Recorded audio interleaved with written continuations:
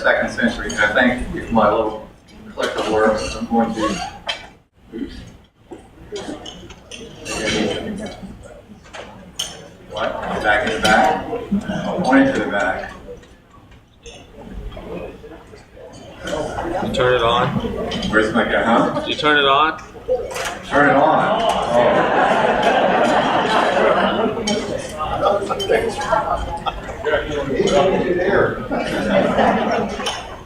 On. Okay, now, let's try this again.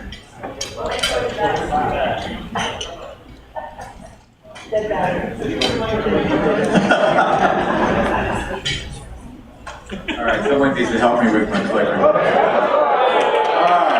there we go.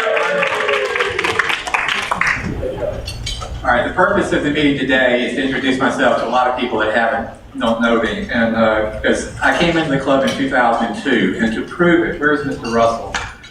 I brought my Lakeland Rotary brick here that Jim Russell gave me back in 2002. You see it says 2001, 2002. I knew Jim Russell from church, but I didn't know what he was doing. I didn't know what he was making bricks, and I was really surprised when he gave me a brick like this, and I thought, is this regular? Everybody's going to get one of these bricks? But I had one.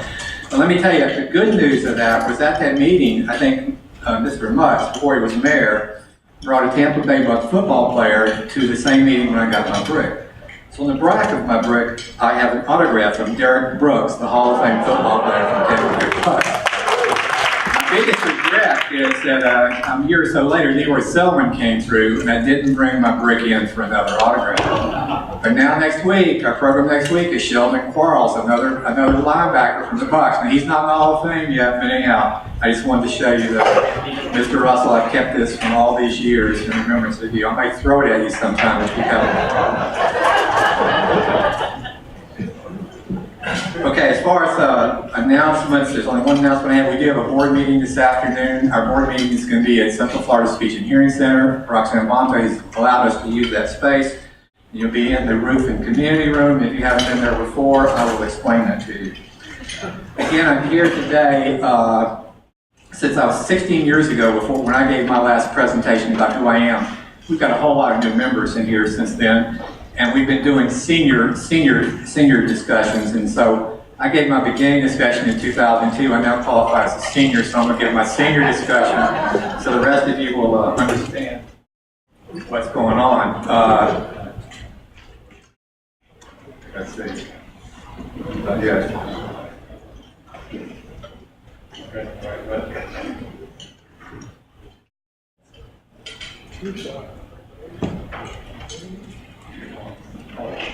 There you go.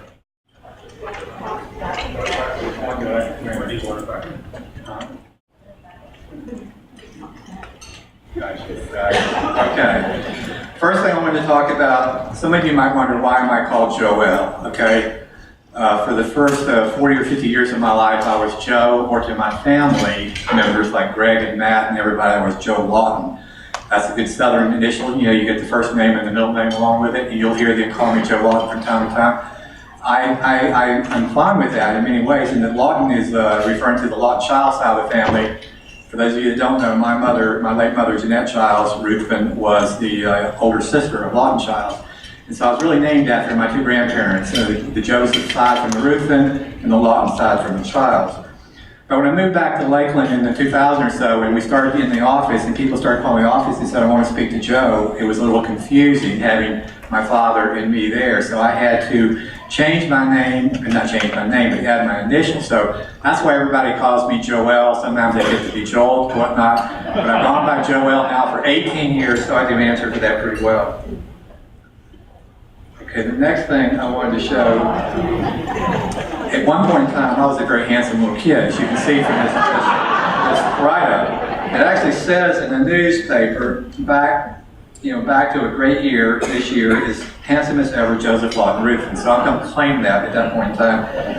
What I'm going to do today is I'm going to give you a brief little history of my life here in Florida and just touch on some subjects. And then I'm also going to move into something that I think we want to look at for our Rotary Year ahead. So again, this is part of my orientation. The other picture, I was probably in the third or fourth grade, but I went to Cleveland Court Elementary, and when I was in 5th and 6th grade, I was a patrol boy, and I used to escort people across the street. Today you got 70-year-old retirees in a big outfit. Back then you had 11 and 12-year-old boys with a little strap, and we were escorting people across the street. Oops, going the wrong way here. Look at this. Okay, some of the people I was escorting across the street were these two girls. Now that's a little bit of a blurry picture, but I think Rebecca Renfro will recognize that as two of her friends. The one with the doll is my wife, Karen Lashley, and the other one is Diane Stahl, Diane Willis Stahl.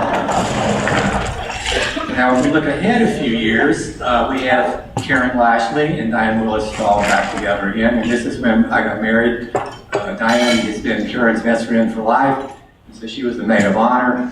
This was 1971, so if you do the math, my wife and I are coming up on 47 years of marriage in August.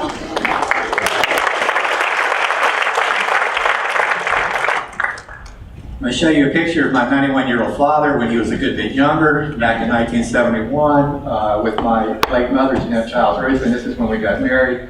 I like the other picture because I've got a lot of hair and a nice-looking mustache. That was about college time. I also threw this picture in from our wedding, and you'd ask me, why do you have the groomsmen? What's the purpose of that? Well, if you look at that picture closely, there's 3 Lakeland Rotary presidents in that picture. If you can't recognize them, obviously one of them is me starting today. The little blonde-haired kid to my right there is about 4 feet, 5 feet tall. That's my brother. That would be the past president, Greg Ruthven. And standing next to Greg was a lifelong friend from elementary school all through, and that's Buzz Tarver. And I believe Buzz was that president of this club at one point in time. And just for grants, on the far left is my cousin Ed Childs. Those of you that eat at Longboat Key or Anna Maria are familiar with his restaurants and stuff, but he's my link to the Childs side of the family. Oh, moving on, one more picture from the wedding. As I left the wedding, I wanted you to see the pants I have. I know you think I'm very conservative, but there was actually a time I wore bell bottoms and long pants and stuff, and that was our get out of town costume.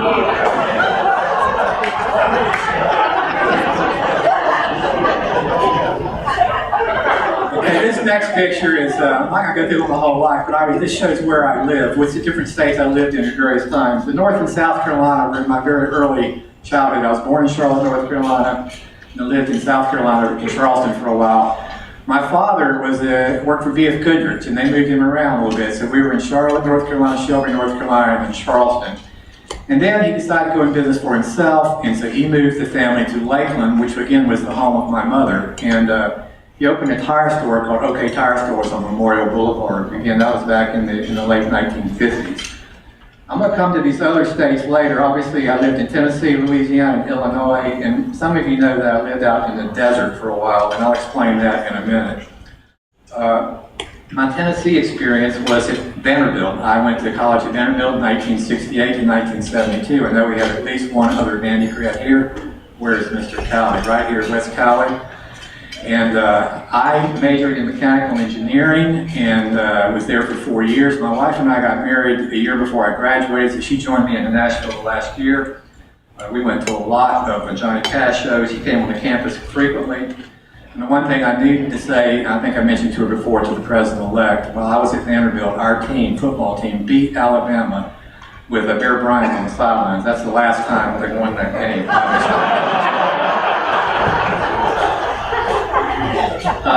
From Vanderbilt, I went into the Navy. I was a Naval ROTC grad. Again, 1968 when I graduated from high school, 72 when I graduated from college. Lots of things were going on, especially in Vietnam and other places. But my father had been in the Navy, and I thought, this is cool. I want to go in the Navy. I want to see the world.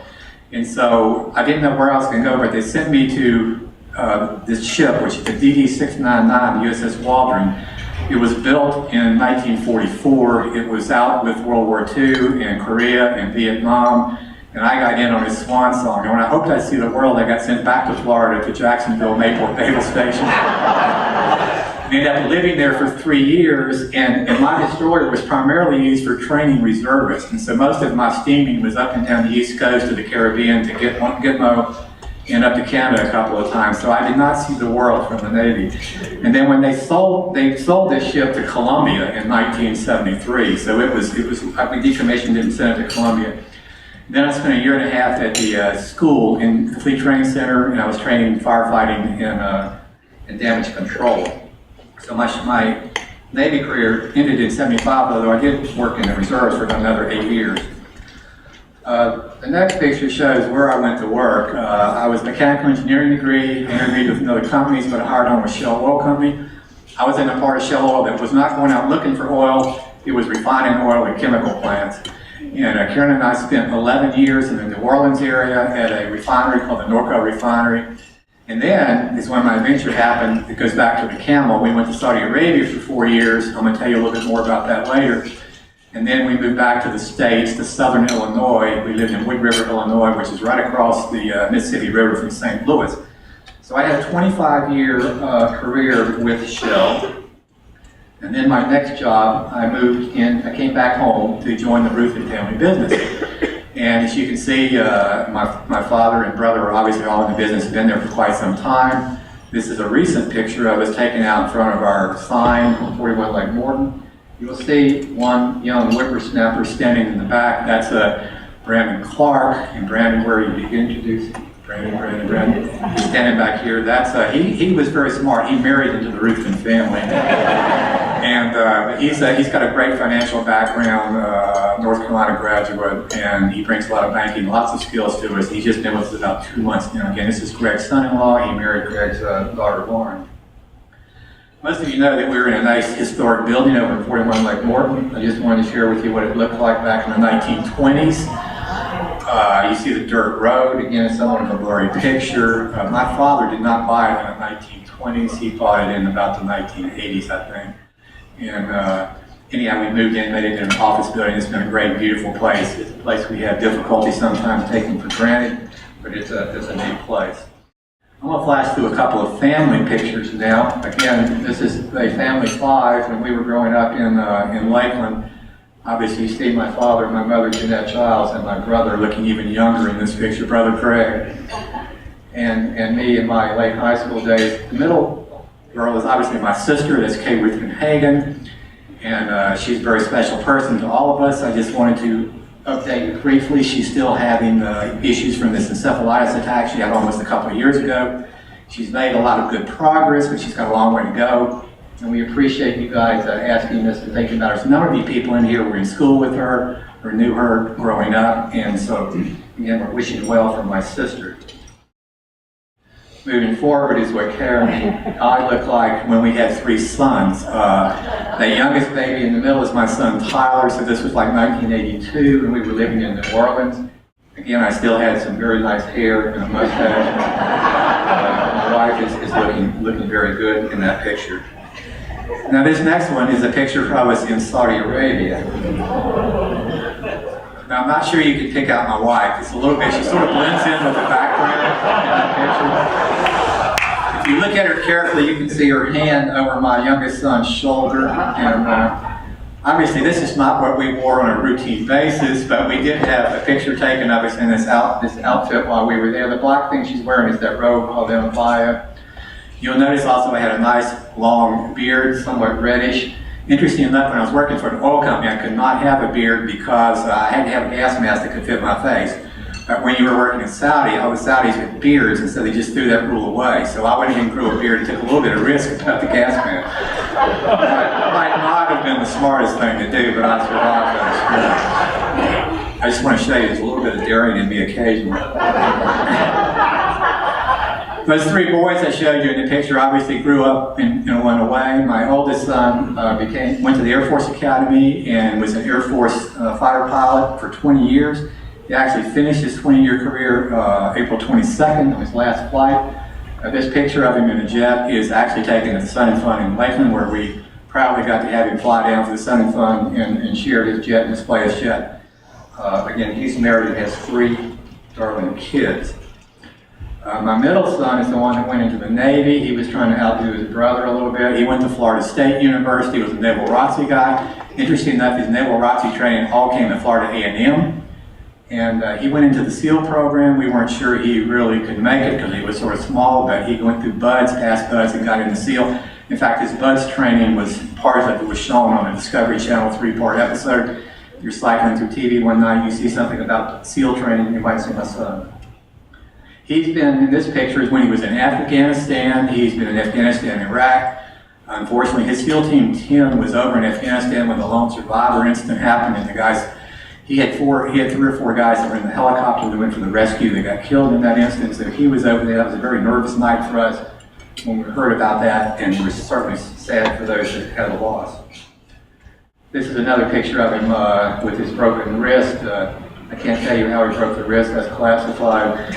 But he met President Bush in Bethesda Naval Hospital. Bush was there going through his physical and stuff, and he came around to see all the sailors and stuff. My youngest son did not go in the military. Instead, he chose the Peace Corps. And so this is a picture, and I know Layla Blackie was in the Peace Corps. This is a picture of my son in Burkina Faso, which is in West Africa. And he was teaching school to all these young men and maybe a few ladies. But he was teaching in French in this very poor West African country. He was teaching biology and math and stuff. He spent about 1.5 years over there, and while he was there, he broke up with his stateside girlfriend and fell in love with another Peace Corps worker. And so they were very adventurous, and instead of just staying in Africa, after their service in Africa, they went to China and spent about 1.5 years in China, teaching in China. I'm going to flip forward to a family picture. I'm not going to bore you with all my grandkids, but grandkids are great. I only have 6 of them in this picture. There were 2 that were born after this picture. But again, you can see my 3 sons. My Navy SEAL son's got 3 daughters. My Air Force son's got 2 daughters and a son, and the other one's got a son and a boy and a girl. All right, now I'm sort of finished with the family history. I'm going to talk to you about 2 things that impacted my life, or big deals in my life, and I mentioned one of them already, and that was Saudi Arabia. And I know a number of you, I know Gary and Don and maybe Jenny Harris and a bunch of you have been over to Saudi Arabia and visited the place just like I did. I think there was a little more activity going on when you were there. But I lived in this town called Al Jubail, which you see at the end of a pipeline. The Saudis are pretty smart. They spent a lot of infrastructure on ports, then they built pipelines, and they brought in a bunch of petrochemical facilities. And Karen and I and our kids lived in Al Jubail for 4 years in between 1986 and 1990. Just to give you an example, you might know, what are you doing out in the desert? Well, we actually had fun in the desert. We went out in the desert a lot. You think of Saudi Arabia as being terribly hot, but from October to March, it's very cool. Blue sky, nice weather, no rain. And so we used to go caravanning and stuff out in the desert. I just showed, if any of you guys happen to be on that side of the coast, we lived in the Al Jubail area, and we did not live in a compound. We had Saudi neighbors and Brit neighbors and German neighbors and Japan neighbors and different people. And that's just a picture of me and my youngest son in front of the sign. I show this picture only to show my wife and my son. She's standing under a sign. That sign says it stands for 40 kilometers an hour. That's her speed limit. But as I said, she did not wear an abaya. She was wearing long shirts that covered her backside and not supposed to show the image of a woman. The Americans and the expats could dress like that and they got no problem. If they did anything else, they could be picked on by some of the Matawas and the other people that came around. Actually, most of the people did not pick on the women, they picked on the man who did not manage his wife properly by letting her dress him properly. And my wife did a very good job.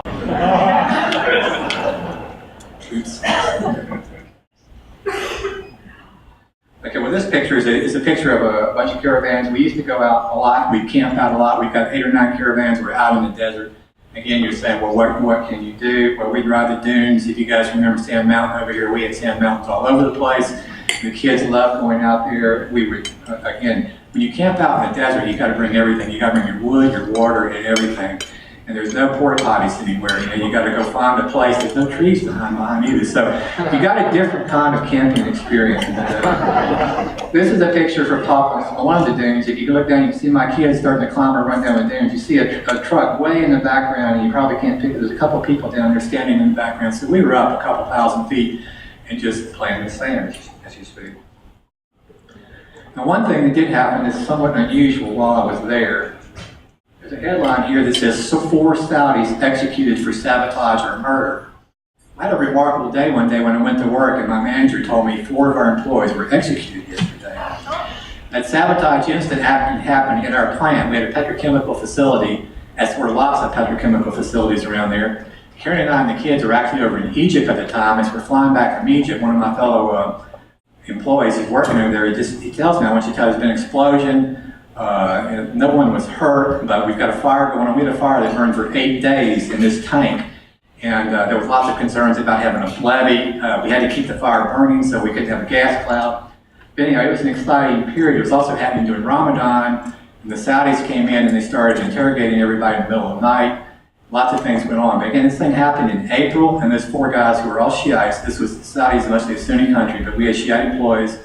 4 of them were Shiites, and I don't know what proof they had exactly, but there was nothing in the newspaper. They went from, we got an explosion in April, and in September, we've executed 4 guys, and they were beheaded in the city square. Obviously, we never saw any of that. We wanted to stay away from that, but it is a different country. But seriously, when we were over there, our kids ran the neighborhood. We felt very safe. We re-upped for 2 years when we were over there, so we were a good time. Again, I left in 1990, and about a month or 6 weeks after I left, Kuwait got invaded, so I missed the big fireworks that Gary and others participated in. But that was definitely a great adventure for us, and we did a lot of travel. We went to probably over 30 countries: Australia, New Zealand, Singapore, Hong Kong. Karen made 4 or 5 trips with a ladies' shopping trip. Imagine just going shopping from Saudi Arabia to Hong Kong with a dozen women. So that was a different experience, and that's one of the ways we kept them happy.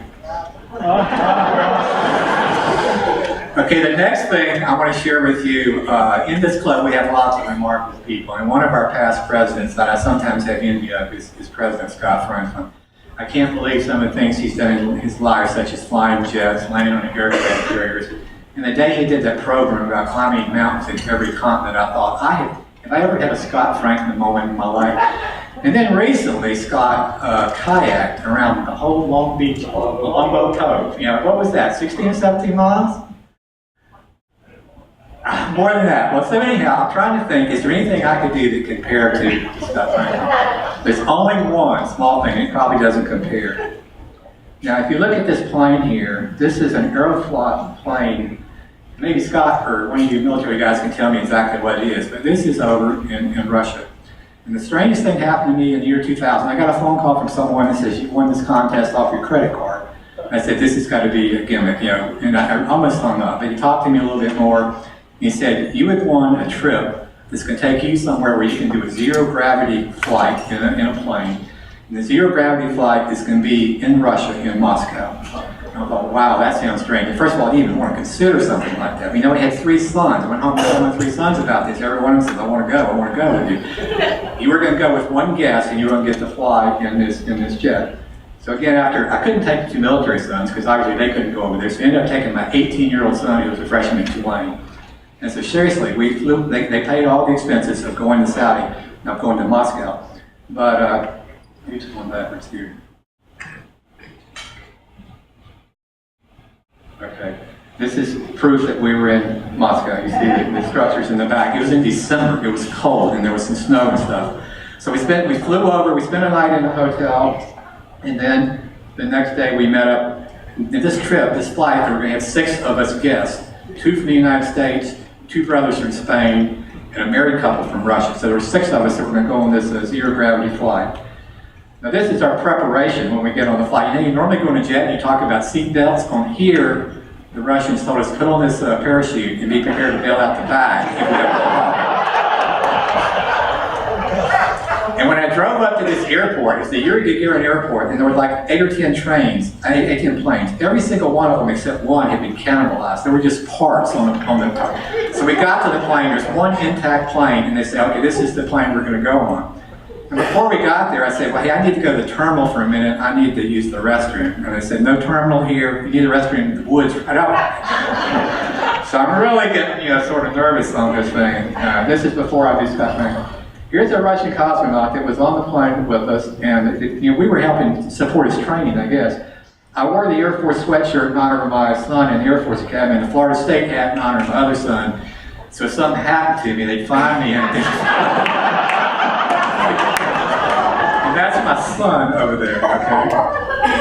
But seriously, here we are lined up in the back of the thing. Obviously, there's nowhere you can sit down. Some of the guys with the parachutes are also the ones that are like our handlers. All of us were assigned a handler. So when we started having zero-gravity flight, and for some of you that don't know what a zero-gravity flight is, you go in a plane, you go way up high, some altitude, And then you accelerate up high, and then you dive down like 10,000 feet. When you go over that bump and you start driving down, you start floating. I'm sure Scott has done this before. But anyhow, when you're going up, you're pulling G's, and we're sitting on the deck, and I can feel the skin on my head peeling back as we're pulling G's. And then, yeah, that's where the hair went, right. Blame it on the Russians. But then when you start coming down, the next thing I know, I looked up and my feet were up in the air, and I never felt them move. I didn't see them go by or whatever. Here we are, guys. This is my Scott Franklin moment. We're in Russia with cosmonauts floating in a large plane. We were supposed to do this. Here's another picture of me getting ready to do a flip. We were supposed to do this for 10 times. We only did about 5 or 6 cycles because 5 of the 6 of us were puking our guts out. The one person that did all of the rides that did not have any problems was the Russian lady. So congratulations, ladies. You guys can do a lot more than you think. Okay, back from Russia. Last slide's on me. This is my celebration of the Super Bowl in 2010. As I mentioned, we grew up in all 3 of my sons were born in New Orleans, grew up in New Orleans, and saw a lot of losing football seasons in New Orleans. So we got to go to the Super Bowl and see them beat the Colts and Peyton Manning. Sports is a big thing for me. Mostly sports fans. I have a tie on that has a list of every baseball stadium in the United States. I've been to a baseball stadium in every one of the 32 parks. Some of them have changed. They get ready to go with the Chamber in September to go to see Yankee Stadium. But anyhow, great times, great history in that. Now I want to shift gears for me and talk a little bit about Rotary just for the closing minutes here very quickly. A past slogan we had last year in President Jack's year was Rotary Making a Difference. Clearly, our Rotary Club and Rotary Clubs all over the world are making a huge difference in a lot of people's lives. This year, we're supposed to be the inspiration. The club's supposed to be the inspiration. People in our club can be the inspiration. The mayor can be the inspiration. We can all be an inspiration and do things for our citizens and our community. I want to flash back to a few people that I think have been an inspiration to me, and this is besides my father. I'll put him right near the top of the list there. But our neighbor growing up was Herb Todd. He lived on the same street. He used to deliver newspapers to him, and then he was our neighbor on Easton. Herb Todd's the one that brought me into Rotary. When Herb Todd brought me into the Rotary, the first day I was here, I think I sat at this table right here with Dr. Henry McIntosh, with Carter Poland, with Willie Wolfson, with Bill Ward. You know, some of the real heroes of Rotary, a really special table. And I met Dr. McIntosh that very day. I don't think Gary told me this, but I started learning a little bit about his military career. And you know, he was, you say OSS, he parachuted out before Normandy. He really had a significant military career. I felt a little bit embarrassed riding with him in a military parade because here was this, you know, World War II hero. Of course, at the time, Dr. McIntosh. At the time, he was a doctor here, a heart doctor in Lakeland, and he'd also been a heart doctor in Texas. In fact, for those of you that never met him, he's a doctor that went on the plane with Howard Hughes and declared him dead. And that's a small tidbit. But he's most famous for me and for many of us with his Heartbeat International and doing things with the pacemakers. He started a program, like I said, he originated here in Lakeland, spread to all of Rotary. It's being used all over the world. A really fantastic program. Let me share with you what I think is still an amazing story. Now you're back looking at my son, my youngest son, Tyler, and this is him over in China. I mentioned to you that he went to teach school in Chengdu, China. Well, he was at a Rotary Club one time, and he told us about going to Chengdu, China. Roy Asbury came to me a couple weeks later, and he says, there's a guy in Chengdu, China, who has a son who's gotten a pacemaker. And I thought, wow, that's pretty cool. Well, Roy Asbury got in touch with this son. Now, this is Chengdu, China. There's 14 million people in that city. He found touch with the father and the son. And they were so impressed with what we had did for them, they insisted on taking him out to eat. So they invited him to come to his house. And he met the boy that got our pacemaker.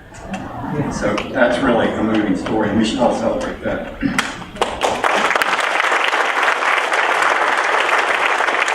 The next person that's an inspiration for me is Ms. Gay Ratcliffe, who actually I was not in Rotary when she was president.